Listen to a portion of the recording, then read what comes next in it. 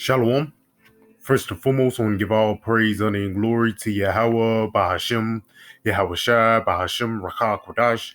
I want to give double honors to my apostles and the others, great millstone, who teach very well while not the truth from. And salutation out there to the hopeful lick who continue to push this word in our truth, faith, and sincerity. And also shalom to the male and new children who sincerely believe upon the words of Yahweh, Bahashem, Yahawashi. Today, man, just basically getting on the day of the Lord, man, because there's one thing that Esau is regretting, or Esau don't want to meet. He do not want to meet Yahawashi in that day, man, because Esau know there's going to be the representation of the downfall of his kingdom and the raising up of Israel, man. You know, so that's why Esau, he's doing the most to try to hold on to this wicked society. Matter of fact, let's go ahead and start off with that in the book of Revelation 12. Because Esau knew that Yahawashi coming, even though Jake don't want to listen. Jake still want to believe on Jeebus and call on these different names. Hey, at the end of the day, we're going to see who's coming, At the end of the day, Yahawashi, he's going to make his point, This is the book of Revelations 12, jumping down to verse 12. Because a part of Yahawashi coming is him to bring down wickedness and raise up righteousness. This is Revelation 12 and 12. Therefore rejoice ye heavens and ye that dwell in them. And yes, that's talking about us, man. We're rejoicing to see the fall of our enemies, man. It says, woe unto the inhabitants of the earth and of the sea. Now, the inhabitants of the earth and of the sea is actually talking about the people in the different nations that love this society, that love this kingdom. That's basically in the same mindset as the so-called white man. It says, woe to the inhabitants of the earth and of the sea, for the devil is come down unto you, having great wrath, because he knoweth that he have but a short time. Yes, man.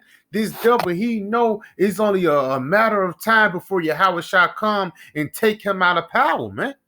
So he's going to do any and everything in his power to try to fight against Yahawashi, man, or basically be contrary to our power, man. And basically, that's Esau living up to his name, him being the adversary, him being the deceiver, man. Because each and every way, he's totally against the ways of our power. Simple things like LG, XYZ, it's not like the law of the Lord was written for no reason, or it was written for a suggestion. No, it was a commandment, man. It was actually a commandment to live, man. But guess what? Esau and his society, it represents death. So anything that represents life, he's going to be contrary to it. Matter of fact, he's going to demonize it, man. It's got so bad that even, a woman having a baby is looked down upon, man. Which back in the old day, there used to be a contest who could have the most kids, man. But you fast forward to 2020 is who can have the most abortions, man. This is why Yahawashi is going to bring down this wicked society. This is the book of Revelations 17, and I'm going to start at verse 14. And it says victory of the Lamb, because at the end of the day, Yahawashi, he's going to win. He's going to get the victory, man. How about bringing down this society and raising up a society of righteousness? Real quick, let's jump right here. This is the book of Revelations 19, and I'm going to start at Revelations 19, and I'm going to start at verse 11. It says, and I saw heaven open, and behold, a white horse. Now, that white horse actually represents a UFO, man. It actually represents a chariot, man. It says, and behold, a white horse, and he that sat upon him was called faithful and true. Who is that talking about? That's talking about Yahawashi, man. You see it's in capital letters. It says, and in righteousness doth he judge and make war. It says, in righteousness he doth judge and make war. So it's not like the Lord is finna come and bring and take Esau down for no reason. No, it's the reason why. Actually, the Lord bringing down Esau is righteousness, man. Matter of fact, let's go ahead and get something back it up. This First Thessalonians. Let me see. Because again, it's a righteous thing. It's like Second Thessalonians. My bad. This is the book of Second Thessalonians 1. Salakia.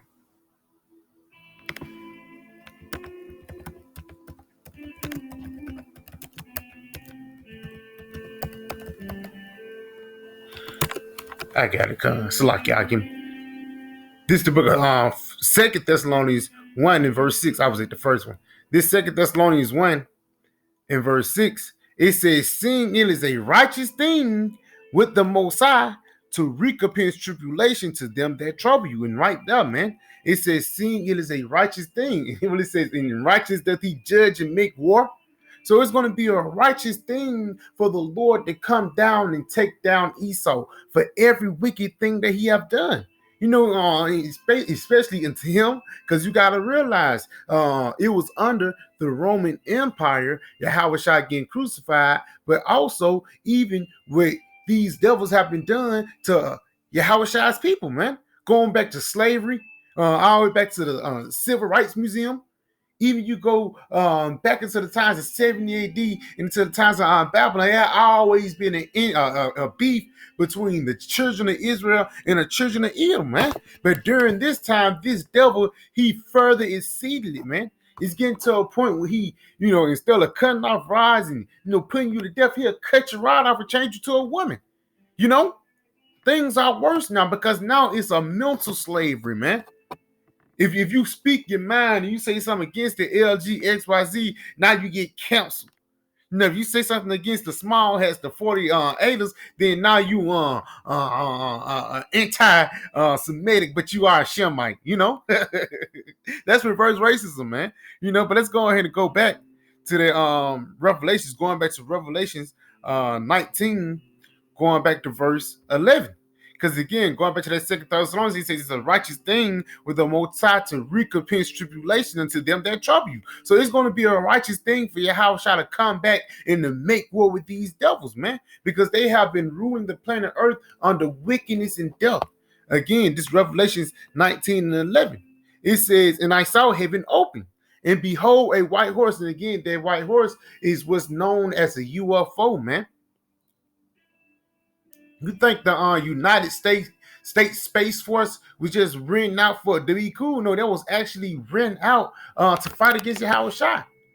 That's under the military banner. That's not under the colonism banner of America program. No, that's under the military banner, under the protection banner. So if anybody or any object come in the atmosphere, Esau is going to try to check it out, man. But let's continue on though. It says, and I saw heaven open, and behold, a white horse, and he that sat upon him was called Faithful and True. And again, that's Yahawashi. And in righteousness, he doth judge and make war. And again, it's a righteous thing to recompense tribulation that trouble you, man. And again, it's going to be a righteous thing for Yahawashi to judge and make war with Esau and to bring him down. Because it's a question in Revelation 13, who can make war with the beast? We have to answer that. It's Yahawashi who's going to be able to make war with the beast, man. Because you have to realize, again, under the Roman Empire, that was under, it's like under the crucifixion of Yahawashi, that was under the Roman Empire, man. And actually, the crucifixion, that's a Roman execution, man. Let's get one more thing before I return back to these Revelation 17. Let's get Revelations 1, Because again, Yahawashi, he's coming back to basically judge a certain nation. Yes, he's going to judge the people, the nations, even 2/3 of our people, and even the 1/3, But also, he's going to come and judge these Edomites. This Revelations 1 and 7. It says, behold, he comes with clouds. That's the same thing as that white horse, man. Those are those chariots, those UFOs. It says, behold, he comes with clouds, and every eye shall see him, and they also which pierced him. Who pierced Yahawashi? Who nailed him upon the cross? The Romans, man. He said, yeah, the Jews actually did it, but why they didn't stone him? Why they had to go as far as crucifying him? Which again, that is an indictment against Esau, because that's a Roman execution style, man. Like the electric chair, that's an American style. The crucifixion, that was the Roman style of execution. So it says, and they also which pierced them. And the Romans today are the Edomites, especially America, man. These stupid, simple Joe six-pack Americans. It says, and they also which pierced them, and all kindreds of the earth shall wail because of him. Even so, amen. So, hey, when Yahawashi come, he's basically come to stir shit up, man. And again, a part of him stirring shit up is bringing down wickedness, because people think the Lord is going to come back with hugs and kisses, man. For the lack of better words, if you say don't do nothing, and you come back home and your kids are doing the complete opposite, you're going to be pissed, man. So that's why it says all the earth shall wail because of him. Real quick, let's look up that word wail.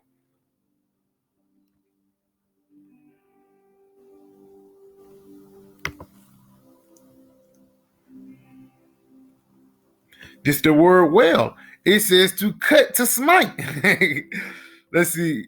It says to cut off. And that's what he's finna do. The Lord, he's finna get ready to cut off wickedness from the planet Earth, man. Basically, he's finna get ready to shut the party down, man, and bring in the party of righteousness. So let's go ahead and get this. This is the book of matter of fact, let's go to Isaiah before I jump back to Revelations.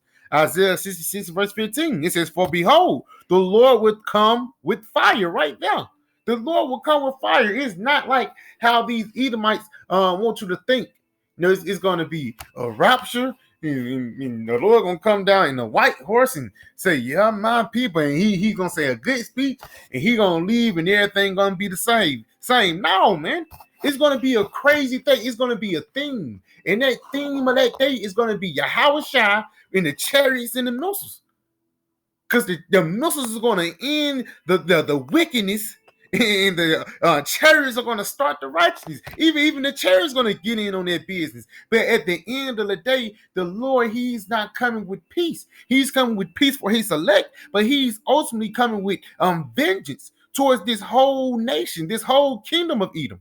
It says, "For behold, the Lord will come with fire and with his chariots like a whirlwind." And again, that's that UFO talk. It says to render his anger with fury and his rebuke with flames of fire. And that's how the Lord is finna get ready to get down, man. He's finna get down through chariots and the missiles, man. That's what you finna get ready to see, because it's not like those nuclear missiles was made for no reason. No, man. They was actually made to judge, man. Continuing on, "For by flesh and by his sword will the Lord plead with all flesh." And again, you go into that word plead. That word plead actually means judge. It says, "In the slain of the Lord shall be many." And that's why we coming into that day, man. When the Lord is finna get ready to judge the planet Earth again. He's going to judge the righteous and he's going to judge the wicked, man. He's going to judge the wicked with death, but he's going to judge the righteous with salvation, man. Because we're actually seeking Yahawashi to come and to take down this place. This is the book of Revelations 17, jumping down to verse 14.